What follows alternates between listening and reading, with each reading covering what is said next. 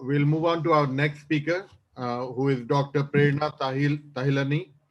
She's a practicing oculoplastic surgeon from Mumbai, and she will be discussing canalicular tear repair and its intricacies. She is a visiting consultant at HCG Apex Cancer Hospital, and she's a part of the Mumbai Eye Plastic Surgeons, ophthalmic plastic surgery and ocular oncology consultant.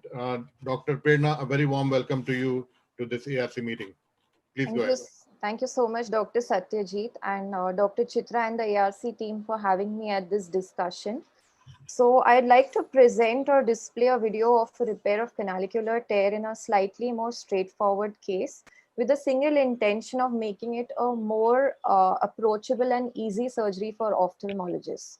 Now, these can present in the pediatric as well as the adult age group. However, sometimes the pediatric lacerations can be sealed by themselves due to the fibrin clot. So whenever you see something like a blood clot medial to the punctum, it's important to assess the eyelid properly and not overlook these pediatric lacerations to prevent any long-term lacrimal sequelae. Now, following is a elderly patient who had a medial canthal avulsion. The upper lid was intact and the lower lid had some skin loss. However, this was a more acute injury, not much time had passed and the edges were quite clean. Now, the first hardship what I've seen my residents or general ophthalmologist face here is isolating the cut ends of the canaliculus. One of the ways to do this is you isolate or localize the punctum and dilate it in a very atraumatic, gentle way. Once this punctum dilatation is done, you can introduce a Bowman's probe. Once the Bowman's probe is introduced, it is important to direct it along the direction of the anatomical eyelid. So this will give you an approximate rough idea of where the medial end is suspected to be. Now, in this case, what you see is a white ring just adjacent to the caruncle. More often than not, sometimes you won't find this ring very easily in more dirtier wounds. This ring is nothing but the cut ring. It's also known as the calamari ring sign. This is seen under high magnification. A probe placed there and you find a hard stop will do nothing but consolidate your finding that this is indeed the distal end of the canaliculus. It may not always be so easy. So the other methods of localizing are fluid or viscoelastic irrigation, either assisted with dye or without dye, or injecting an air bubble through the intact canaliculus. And once you see where it comes out from on the cut eyelid, you know where your medial end is. You can irrigate the passage to be 100% sure of the patency of the lacrimal system. What I have done here is I've used a silicone stent. This is a self-retaining monocanalicular stent, or the Oro Monoca. The second hardship, again with the stent, that I feel people find is it's very pliable. Other options are bicanalicular Crawford Monoca or the bicanalicular Crawford stent or the Crawford Monoca or the Masterca. So to make it a little easy to introduce, I usually cut it in a tapering fashion, leaving behind an adequate length so that it is easily threaded into the punctum. If you have good punctal dilatation, the collar of the stent fits snug without any maneuvering, and the other end of the stent should merely be homed into the medial cut end. There is no need to haul it in very vigorously. The softer stents have a tendency to prolapse out. So if there is increased resistance, you have to be aware this could be a false passage. Once you home the stent in or position it, the ends of the canaliculus have to come together slightly. So this is the ideal wound state where there will be adequate tension and not excess tension. Here, because of a little bit of skin loss, I have placed a pericanalicular stitch with a atovicryl. This is a controversial topic because sometimes closer the stitch can cause canalicular stenosis. So if the ends are very sharply cut, you need not place the pericanalicular stitch. Once the skin falls in place and if the wound is clean without any necrosis, the orbicularis will merely come together and get opposed. So the wound can actually be closed in a single layer with just skin to skin apposition. Else, if there is tissue loss, you may choose to do a buried suture with a 6 cervical in the orbicularis muscle. 1 minute. Yeah, it's almost done. So the anatomical landmarks are apposed on the skin. Here, since the medial canthus was avulsed, I did place a single stitch on the conjunctival side as well.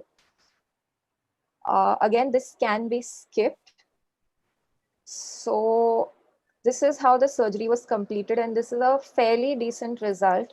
A successful outcome would be functionally if the patient has no epiphora, and anatomically if your syringing is patent in a long-term result.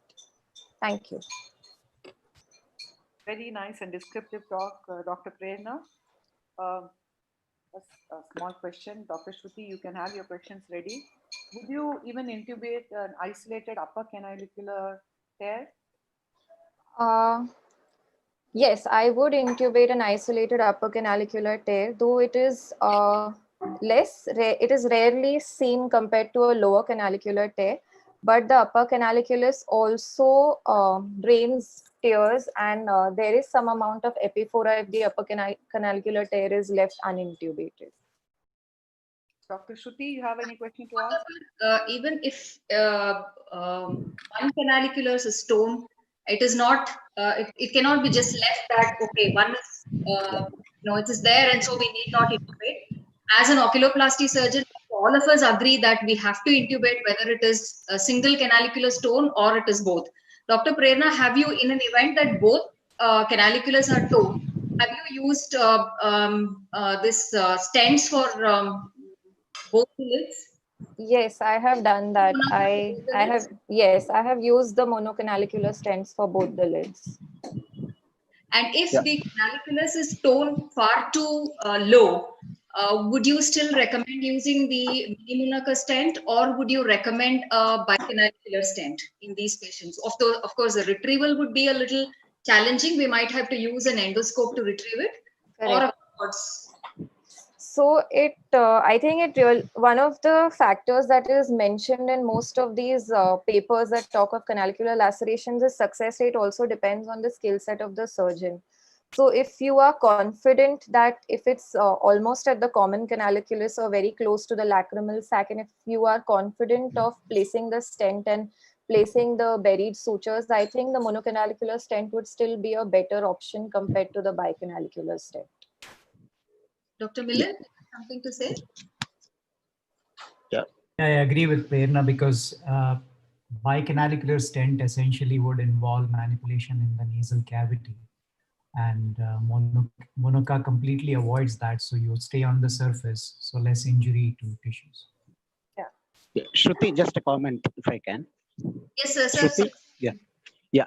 A couple of things actually. All these techniques of identifying the cut medial end were all pre-microscope. They were all described in the era before microsurgery.